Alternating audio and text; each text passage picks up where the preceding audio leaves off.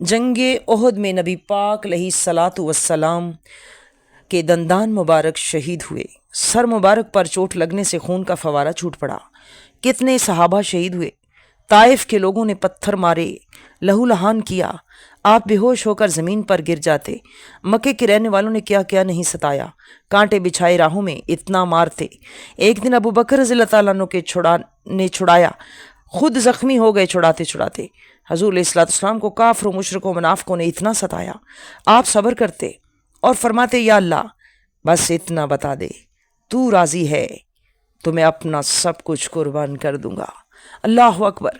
حضرت ابراہیم علیہ السلام اللہ سے اتنی محبت کرتے کہ اللہ کی محبت میں اللہ کے حکم پر اپنے بیوی بچوں کو تنہا ایک بے آب و گیا وادی میں، ویران جگہ پر مکہ کے قریب وادی میں تنہا چھوڑ کر آ گئے۔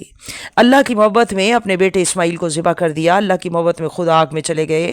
کہا یا الہی بس اتنا بتا دے کہ تو راضی ہے تو پھر سب کچھ قبول ہے۔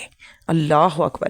ایک اللہ کے نبی زکریا علیہ السلام کو کافروں نے آرے سے چیر دیا، 2 ٹکڑے کر دیے۔ حضرت زکریا علیہ السلام نے پوچھا یا اللہ کیا تو راضی ہے تو میں چرنے کے لیے بھی تیار ہوں۔ اللہ اکبر۔ یہ ہیں اللہ والے جو اللہ سے شدید محبت کرتے ہیں۔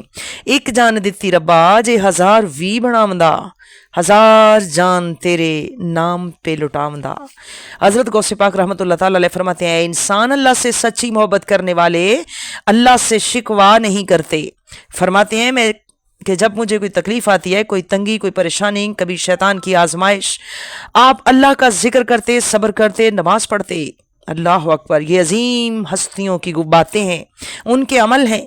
اللہ ہمیں بھی ان کی سنتوں پر عمل کرنے کی توفیق عطا فرمائے۔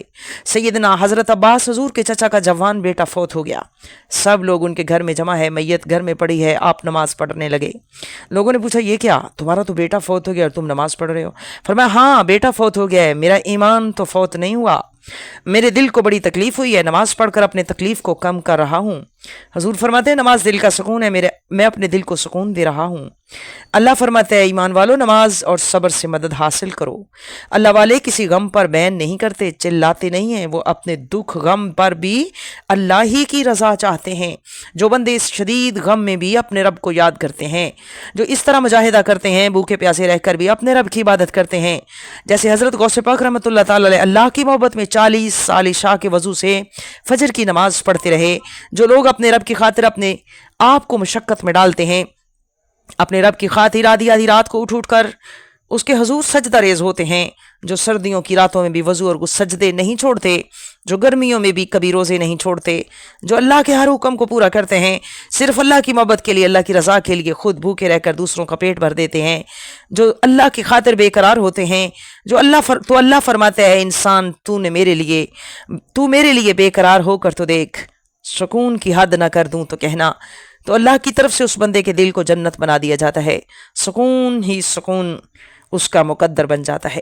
جو اس طرح مجاہدہ کرتا ہے پھر اللہ انہیں مشاہدہ کرواتا ہے، پھر اللہ اپنا راز حقیقت اس پر کھول دیتا ہے، پھر وہ فرش پر بیٹھ کر عرش کو بھی دیکھ لیتا ہے، پھر وہ بندہ جو چاہتا ہے اللہ وہی چاہتا ہے، ایک تیری چاہت ایک میری چاہت والا معاملہ ہوتا ہے۔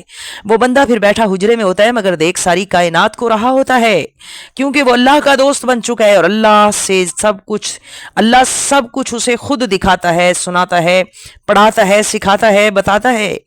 اللہ کے نبی نے فرمایا کہ ایمان والے اللہ کے نور سے دیکھتے ہیں۔ ایک سائنسدان الٹرا ساؤنڈ عدسے سے دیکھتا ہے تو اسے انسان کے اندر کی چیزیں سب نظر آ جاتی ہیں، تو جو بندہ اللہ کے نور سے دیکھے اس سے کوئی چیز چھپی کیسے رہ سکتی ہے، کیونکہ اسے اللہ دکھا رہا ہے۔